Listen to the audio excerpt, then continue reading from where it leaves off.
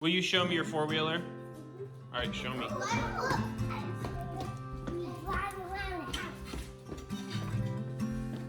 Hey, where did this four-wheeler come from?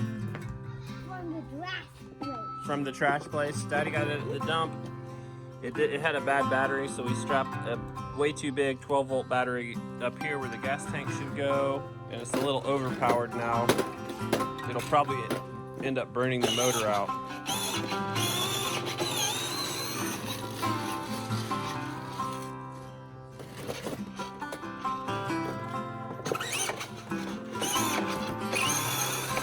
Uh-oh.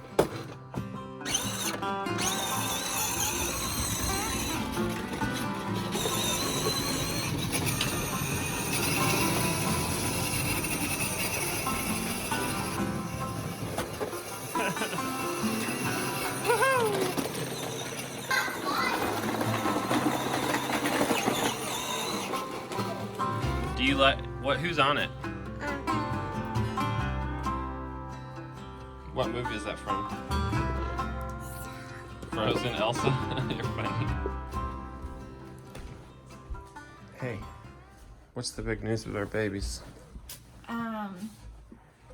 So we got a transition room, which is very exciting. I'm kind of stressed about it too, though, because everything stresses me out. Every change stresses me out. It's a huge change. It's a huge change. The reason it stresses me, I'm gonna talk about the good first. I've just known about this longer than just now, so I've had time to worry. So transition room, basically in our NICU, it's a big open room, and then there's like cribs and incubators, and if you want privacy, you put curtains around. You just pull the curtains. But when you get closer to going home, you get what's called a transition room, which is an actual room with a door. It has a fridge and a bathroom with a shower. It has a bed kind of thing. It's like a couch and a recliner. And anyways, so what that means is, one, we're closer to going home. Why do I not feel excited about that? I think because it's not real to me yet. I'm like, I don't believe you. I don't believe this maybe is actually happening. Like, it would crush me to get my hopes up and then it not happen, you know? So I was like, I'm not letting myself get excited. But I should be excited. Two, it means that we can be with the babies more, which is a really good thing. It's also difficult to figure out the logistics of that with 5 other children. But despite all that, despite the things that I'm stressed about, it's very exciting news. It means we are coming home soon, because they won't give you those rooms until they think you're coming home soon. And I asked, what does that mean soon? And they said they think 1 to 2 weeks. That's crazy and exciting. To think that this time next week we could be going home tomorrow. I know. I mean, I'm not going to pin it on that, but it's like you're in hell, and then all of a sudden they're like, okay, you're about to go home. It's like it just happens so fast. Not the staying in the hospital for 3 months part, but the part where you're going home. It's like no one even mentions that, and then all of a sudden they're like, okay. So the 60-day anniversary of the baby's birth and their start in the NICU came and went. 60 days. Am I still covered up? Yeah, 60 days. Plus my 7. I know. So we've been in the hospital every day for like almost 70 days now. Okay, that's not 3 months. I guess I had 3 months in my head because they said don't expect to come home till your due date, which would have been 3 months. But it looks like we'll be coming home before the due date. I mean, as long as nothing happens, as long as they don't get sick or don't get infections or something doesn't change with their breathing or their eating. I mean, those are all things that do happen. So they really remind you to just be patient. That's why it's hard to get excited. But, yeah, 70 days. Oh, has it been 70? Mm-hmm.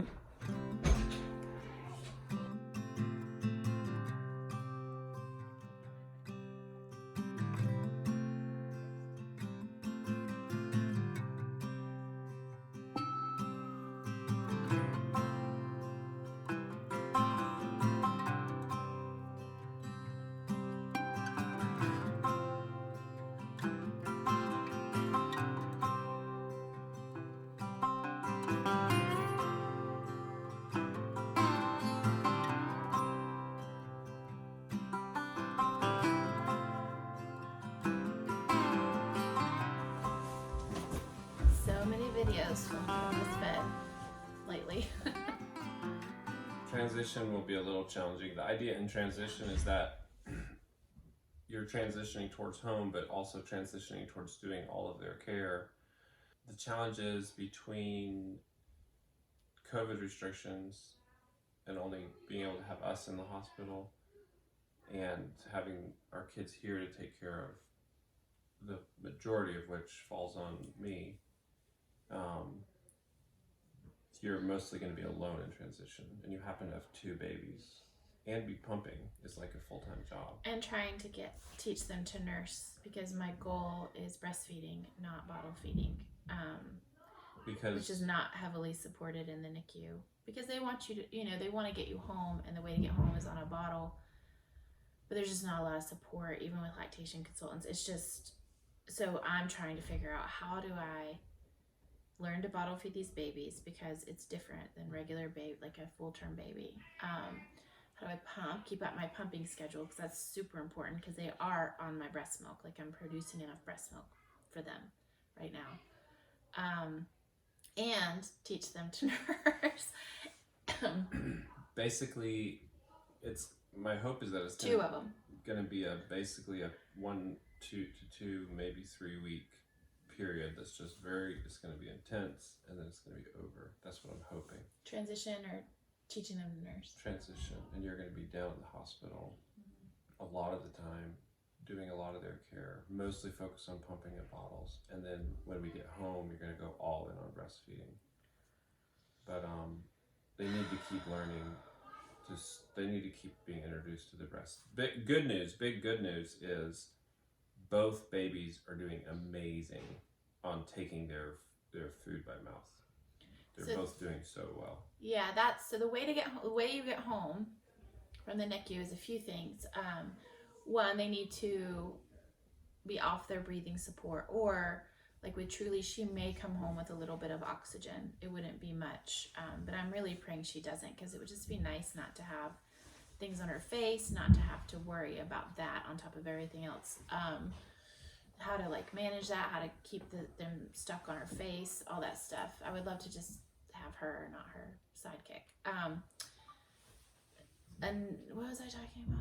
Oh, the way you get home. The other thing is they have to be taking all of their bottles by mouth. All of their food, all of their nutrition needs to be coming by mouth, which they say includes breast, but literally there's just no support for breastfeeding. They have to pass a car seat test and some other things. But the big thing the stage we're at is taking feeds by mouth, and possibly Truly still on oxygen, so getting her off of oxygen. We're really praying for that. But the encouraging thing is, a week ago, it looked like they were going to come home a week or 2 apart, and now it's looking like they're not. Did they ever call you this morning? Mm-mm. I went in last night and Yes. real late, and just worked with them around their 11, 12 o'clock care and feeding, and gave them both bottles, and they both drank all their bottles very happily. That's amazing, you guys. Hardly cracking their eyes. They did wake up a little bit, and then packaged them back up, and they all went back to sleep. And then I came back. Oh, a huge win for me this last week was that, so babies in the NICU have to be on what's called fortification. I'm not exactly sure about when they come home, because it's kind of different in NICUs across the country. But anyways, while they're in the hospital, they have to be, so basically what that means is they add formula to the breast milk to make sure it's enough calories and enough nutrition. And I have thoughts about that, but they typically use brands of product that I would never use. I would never feed my babies. That's just my personal choice. And so it's really bothered me. I have had literally no control over it. But I've been talking to the nutritionist this whole time about what I would rather use. And so she was basically like, well, when they come home, you can use whatever you want. So I went ahead and ordered what I thought that they would like, and that they would tolerate. It's called tolerating, and because Truly has to be on hypoallergenic fortification, and so far Royal doesn't. So I got them each something from this company called HIPP, I'd researched 4 European formulas and decided to go with this one. And so I ran into the nutritionist this last week as I'm walking out of the hospital, and I asked her again, like, do you think that we could try the babies on this fortification, this formula that I prefer? And she was like, sure, I don't see why not. Better try them out here than at home, right? And I was like, really? And so the next day I brought in the stuff that I would prefer to use. You know, it's organic, non-GMO, grass-fed cows. There's just a lot. The source of like the oils and the fats and the vitamins come from much healthier, cleaner sources. And you know, there's just it's just a lot better product. And so I brought it in, and the next day they started them on it. Mm-hmm. And that has been a huge thing to me because I just feel so much better knowing that they're getting the kind of nutrition that I personally, as their mother, would prefer that they have. And they seem to be tolerating well. So you do a slow switch where they just get like one feeding. Anyway, they slowly transition over. So they're alternating now. And so far they've done really well with it. Yeah. So anyways, transition. What I have to do this morning, I would usually be off to the hospital just about now, leaving. But I've got to pack. In order to pack, I had to find my clothes because our house is just totally trash. I had to find my clothes, wash my clothes, and I'm gonna bring some blankets and pillows and some toiletries. So I need to pack right now, and then I'm gonna head to the hospital because I do plan for us to go to switch off some. I don't plan to be there until the babies come home. I don't think mentally I can handle that. The hospital is really intense. And besides, my other 5 children would probably like to be with their mom. Yeah. But I think for the next week or two, we're just going to do nose to the grindstone and switch off and pretty much always have someone there with the babies. Yeah.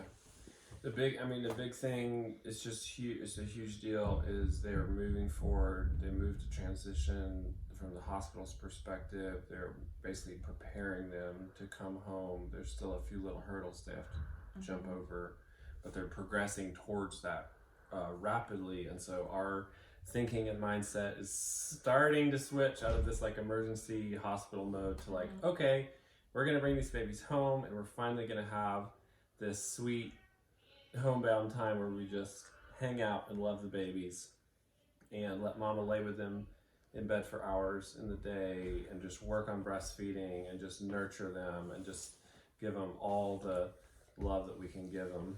We're basically trying to recreate like a postpartum time. If they came home today, we wouldn't be prepared for that, but I do have some friends coming to clean and organize and help me set up a nursery. I'm thinking like the 2 days before we think they're coming home, they're going to come and we're going to just really clean the house and set up the nursery. And that way, whenever we come home, it can be like kind of like I just had them. I just think the babies really need that. I really need that.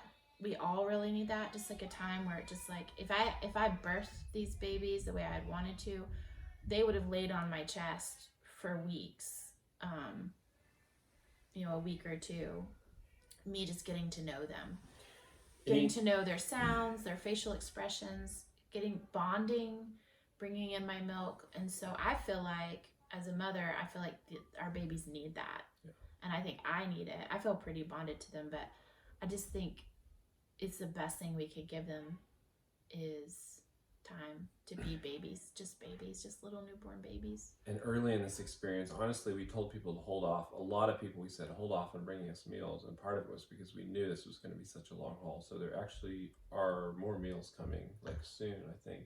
Really? Pretty sure. Do you know some? Mm-hmm. Oh, okay. Well, that's true. And I can tell everyone that asked me, like, yeah, we're ready for food. This is the time, bring us food, we'll put it in the freezer, and we'll have our little postpartum several weeks and transition back to something called normal life. I don't know what. This has just been craziness, and I don't even know what it's going to look like. I think what's going to be interesting is, like, because I think twins is going to be really difficult. Mm-hmm. Like, having 2 babies is going to be really difficult. And, even the nurses at the hospital are like, it's going to be hard. And I'm like, I know it's going to be hard. I don't have grandiose romantic ideas that, like, having 2 babies is at home is going to solve all of our problems and is going to, like, not be hard. But I promise you, nothing is harder than having your babies. apart from you, an hour away. At least emotionally. Like, there's nothing harder than that. And having to drive back and forth every single day. Do I think that I'm going to be physically completely exhausted? Absolutely. Do I think that I'm going to have breakdowns? Absolutely. Do I think that I'm not always going to know what to do? Sure. But my babies will be with me. And we'll be doing it together. That's the thing. Yeah. It's been so isolating because it's been me alone with the kids, which is fine and we do pretty well, but it's exhausting. And then it's been you alone in the hospital mostly, and that's exhausting, not having the support. And so it's going to be us together and the kids are going to be helping out and enjoying it. We're going to get to see and enjoy their interactions with the babies and introduce them to caring for the babies. And we'll finally be together as a family. So that's what I'm looking forward to, and doing this together. I think the experience is going to shift to much easier in many ways because we know what our focus is. We're not tripping across multiple counties every single day, driving thousands of miles. Our poor van. We've got to get it into a shop and just give it a big old tune-up. It's running fine, but it's just been a workhorse the last 70 plus days. All right, you've got to go to the hospital, girl. You're going to get packed up to I go? just got an email that they do have a bunch more freezer meals for us. Yeah. Did you get that text message? Who's that from? What time is it? I am so out of it. It's really crazy how, like, dependent I have become on, like, a routine. And the second it gets thrown off, I'm like, I feel like the whole world's spinning. So just consider today and the next 2 or 3 days is about getting your new routine, settling into that, figuring out what we're working on in transition. It's not going to be easy walking straight in there. It's very, very different. But it's going to actually be a good little change. Yeah, I just wish my mom could come with me. Yeah, that would be amazing if I could be here with the kids and then you could have one of I our wish moms. You could come with me and the moms could be here, but yeah. During all this, my mom, anyway, my stepdad has some heart issues that started, and my mom actually hasn't been available since about a couple weeks in. It's just been really hard for our family. So it's just been thing after thing. I think what I'm going to focus on today, see, like I get all this anxiety that I'm not at the hospital right now. I'm like full of anxiety at this moment. And I just keep telling myself, like, if you get prepared to go to transition, when you get there you can settle into a routine. Right. Like, I need to pack the things I need and not be stressed about just getting to the hospital. Anxiety. Get packed up. Take your time. Anxiety in my life. I'm not really an anxiety person. Okay. Take your time. Get packed. Head down there. It's gonna be great. All right. You look so beautiful. You look so pretty. I love you. Hey, big man. Hey, big man. Hey, my big boy. You're so sleepy, buddy. You're so happy. You're so happy.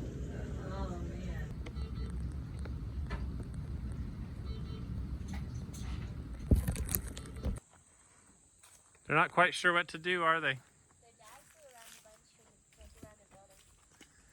I don't think they even know that they're supposed to fly. Pigeons are all free right here. They've been sitting out in this observation station with a cover on it, and here's the cover. That completely covers it like a little screen porch. But Grace is letting them fly around a little and get to know the area. But they're pretty happy to stay close to home for now. We'll see. Maybe they'll fly out and get a view of the valley. The other day, actually, one of the kids left the door open to the pigeon cage. One of the younger kids took care of the pigeons. Did a really good job feeding them, but left the door open. We left. Came back hours later. Better grab the cat. Came back hours later, and all the pigeons had flown and come back except for one. We caught all those, put them back in, And then we came back 4 hours later that afternoon after searching everywhere, and it was the daddy pigeon. We were worried we'd lost him for good. He ended up coming back, and he was sitting right up there.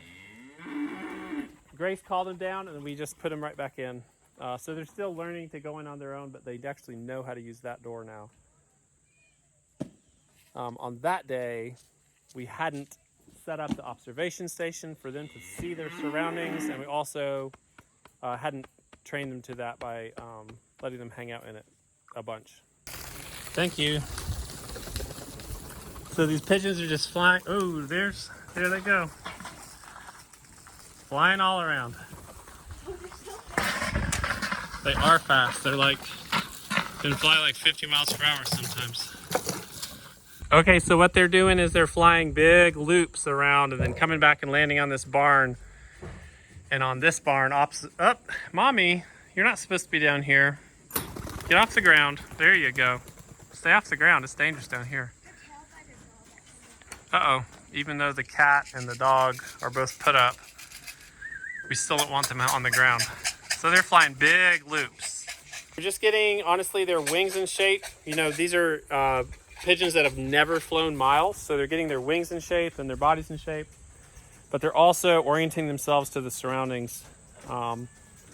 So, you know, in a few weeks when we take them out, say, 1 mile to 5 miles for their first distance flight, when they use their internal homing mechanism and get back to this general area, they can visually see, oh, there's my little farm, and then they'll come in and go into their home. So really today will be a success if they fly around some and then go back in through their door right there. And we will have a trap on it. That's a one-way door. We haven't installed that yet and trained them to it. So we're doing it a little bit backwards order, but we're also going to be down here for a long time. So we've got time to watch them and make sure they all come in. So the pigeons are right there, and Grace is right over here in their loft, attempting to call them back. Worst case scenario, they stay out till this evening, and they should come in on their own if they don't come in to her call. And it's late afternoon, so they should not stay out too long. All right, here comes one. Daddy can hear her. The daddy pigeon is the most accustomed to coming to being called, and he's showing some curiosity. He's walked down here. All right, so she called the daddy pigeon in. The rest are thinking about following. One of the teenagers crossed over. Too high though. They should drop down in a minute. Come on guys, come on down. Cat got out. She will eat those pigeons. You put her in the van. I think the windows are all down though, so. I usually put her in the shoe thing, but I was trying to put her somewhere where she could have some sunlight. Oh yeah.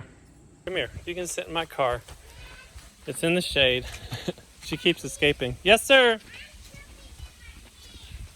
All right. You got it all. I think. 2 hours later. All this.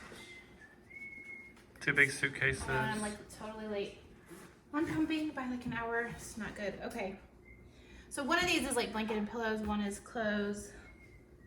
I'm actually gonna get toiletries later today during shift change. I'm gonna go to Target because that way I have toiletries there and toiletries here, and I don't have to. That's a good idea. Yeah. And then they said they needed more diapers. Got diapers. Got my car pumping stuff. I've got my pumping stuff. I've got milk. And I've got some non-dairy yogurt because I can't have dairy. Oh, I should get my non-dairy coffee cream. What is that? It's a suitcase. For things to go in? Yeah, my clothes. What is? Non-dairy coffee cream.